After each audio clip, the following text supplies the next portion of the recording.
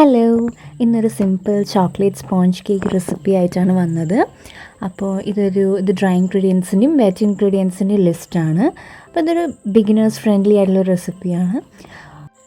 ആദ്യം തന്നെ നമ്മൾ ഇൻഗ്രീഡിയൻ്റാണ് മൈദ. 1 കപ്പ് ആണ് അതിൻ്റെ അളവ്.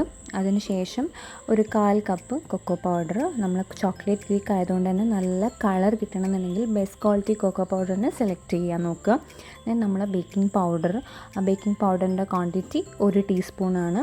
പിന്നെ ഒരു 1/4 ടീസ്പൂൺ ബേക്കിംഗ് സോഡ. അതിനുശേഷം ഒരു നുള്ളുപ്പ്.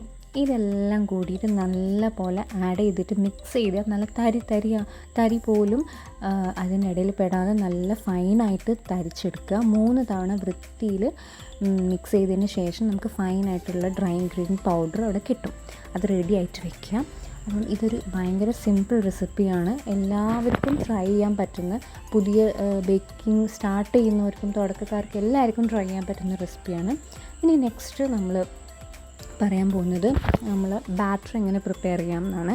അതിന് വേണ്ടിയിട്ട് 4 മുട്ട, അല്ലെങ്കിൽ വലിയ മുട്ടയാണെന്നുണ്ടെങ്കിൽ ഒരു 3 എഗ്ഗ് ആഡ് ചെയ്യാം. ദെൻ ഒരു ടീസ്പൂൺ വാനില എസൻസും കൂടി ആഡ് ചെയ്തിട്ട് നല്ല പോലെ ബീറ്ററിൽ ബീറ്റ് ചെയ്യാം. ബീറ്റർ ഇല്ലാത്തവർക്ക് മിക്സർ ഗ്രൈൻഡറിലും ബീറ്റ് ചെയ്തെടുക്കാവുന്നതാണ്. അപ്പം അത് വിചാരിച്ചിട്ട് നമ്മൾ ബേക്കിങ്ങിൽ ഇല്ലാതിരിക്കരുത്. അപ്പം ദെൻ പൗഡേർഡ് ഷുഗർ, നല്ല പൊടിച്ച പഞ്ചസാര 1/4 കപ്പ് ആഡ് ചെയ്യുക. അത് നമ്മൾ ഇങ്ങനെ ബീറ്റ് ചെയ്തുകൊണ്ടിരിക്കുന്നതിൻ്റെ ഇടയിൽ കുറച്ചായിട്ട് ആഡ് ചെയ്തുകൊണ്ടിരിക്കുക. ദെൻ ലാസ്റ്റ് സ്റ്റെപ്പാണ് നമ്മൾ സൺഫ്ലവർ ഓയിൽ.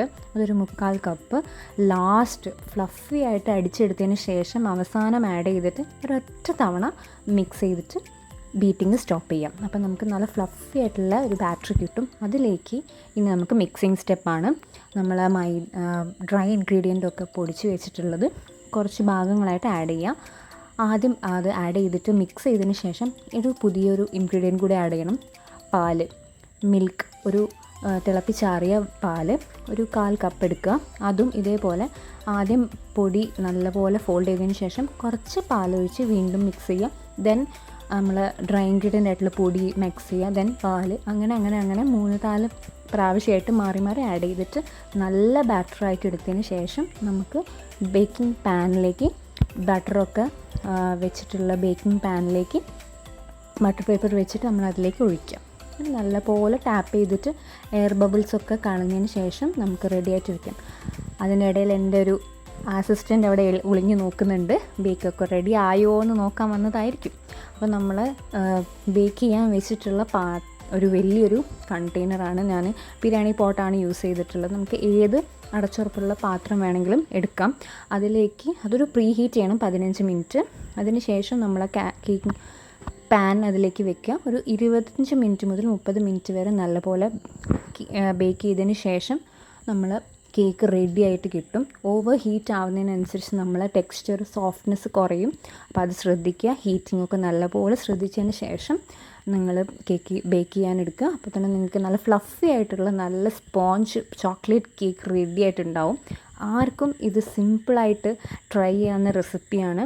എല്ലാ ബിഗിനേഴ്സും നിങ്ങളെ ബേക്കിംഗ് സ്റ്റാർട്ട് ചെയ്യുന്നത് ഈ ഒരു റെസിപ്പിയിലൂടെ ആവട്ടെ. ഇതിനെയും പുതിയ റെസിപ്പീസും വീഡിയോസിനും വേണ്ടിയിട്ട് നിങ്ങൾ എൻ്റെ ചാനൽ സബ്സ്ക്രൈബ് ചെയ്യുക. Okay, bye, thank U.